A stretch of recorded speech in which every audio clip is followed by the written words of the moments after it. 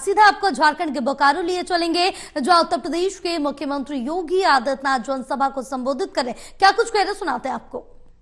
कब्जा कर दिया जाता है। रोटी, बेटी और माटी तीनों का संकट आज झारखंड के अंदर खड़ा हो गया है और इसीलिए मैं आपका आह्वान करने के लिए आया हूं कि बहनों और भाइयों, झारखंड की पावन धरा, धरती आबा भगवान बिरसा मुंडा की पावन धरा है। इस पावन धरा को हमें लैंड जिहाद और लव जिहाद का अड्डा नहीं बनने देना है। इस धरती को बांग्लादेशी घुसपैठियों, रोहिंग्या घुसपैठियों की यहां पर अराजकता का अड्डा नहीं बनने देना है। मुझे जो बताया गया कि चंदन क्यारी में क्या हुआ, दुर्गा मूर्ति के जुलूस पर हमला कर दिया गया, मूर्ति खंडित कर दी गई, पूजा नहीं करने दिया गया। जनजातीय बेटी और बहनों की इज्जत के साथ ये लोग छेड़छाड़ करते हैं, खिलवाड़ करते हैं। बहनों और भाइयों, इन गोंडा और इन अराजक तत्वों का चार केवल भाजपा है, भाजपा। याद करिए, 2017 के पहले उत्तर प्रदेश में भी ऐसे ही होता था और आज उत्तर प्रदेश में न कोई घुसपैठी है, न कोई लव जिहाद है, न कोई लैंड जिहाद है, न कर्फ्यू है, न दंगा है। यूपी में सब चंगा है, यूपी में सब चंगा है। यूपी में कोई दंगा नहीं, कोई रामनवमी के जुलूस में, कोई दुर्गा मूर्ति की पूजा के पंडाल में शोभा यात्रा पर हमला करने का दुस्साहस नहीं कर सकता है, क्योंकि जो करेगा उसे मालूम है कि इसके बाद की यात्रा केवल यमराज के घर जाने की यात्रा होगी। और इसीलिए मैं आपसे कहने के लिए आया हूं, ये कांग्रेस, झारखंड मुक्ति मोर्चा, ये आरजेडी आपको लड़ाई की जाति के नाम पे, मुंडा को संथाल से,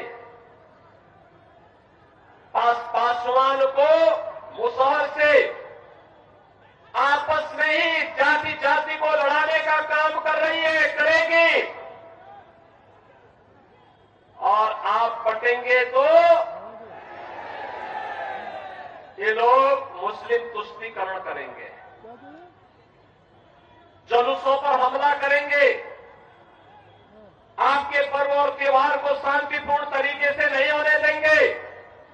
डबल इंजन सरकार का लाभ क्या है, आपने यूपी में देखा होगा।